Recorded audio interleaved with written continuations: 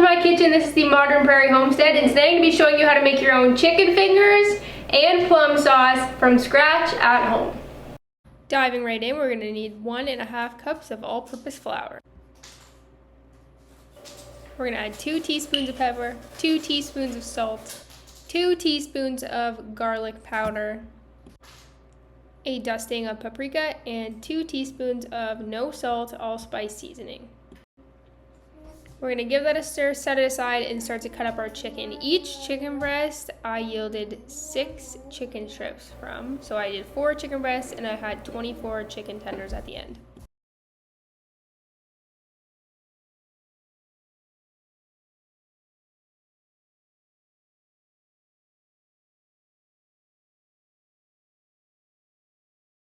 Next up, we're going to add roughly 2 cups of milk to a bowl.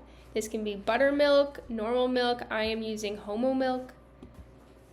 Now we're going to let all of our chicken strips soak in there until we're ready for our next step.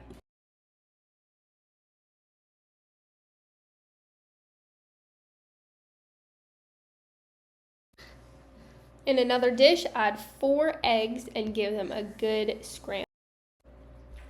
Now we're going to take each chicken strip one at a time, dip it in our flour, dip it in our egg, dip it back in our flour, and then put it on our tray.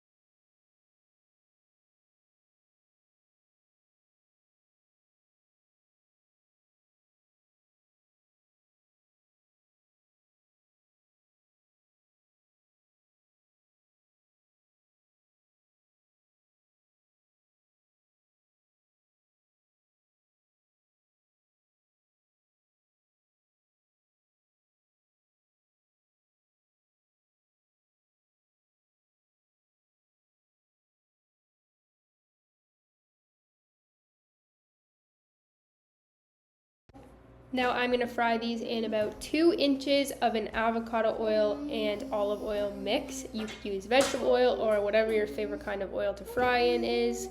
You're going to fry these in about 2 inches until they're golden brown. I fried these about 5 minutes on each side until they were golden brown, and they were very well cooked through after that 10-minute window. Frying at a medium heat. Complete the cooking process with all of your chicken tenders, dry on a paper towel, and you can eat them right away.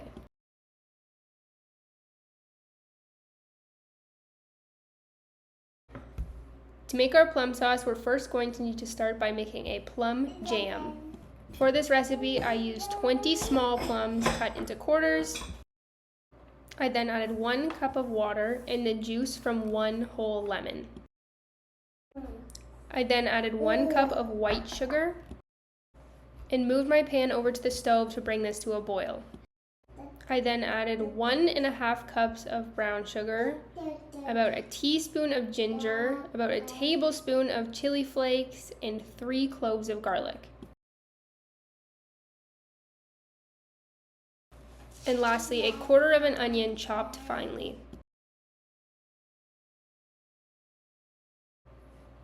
Once your plum jam is up to a boil on your stove, we are going to firmly press down the pieces of plums to make it less pulpy, more smooth mixture. If your goal was plum jam, you could stop right here and let this cool down. But we're making plum sauce, so we're going to add our brown sugar mixture we just made with our onion and garlic.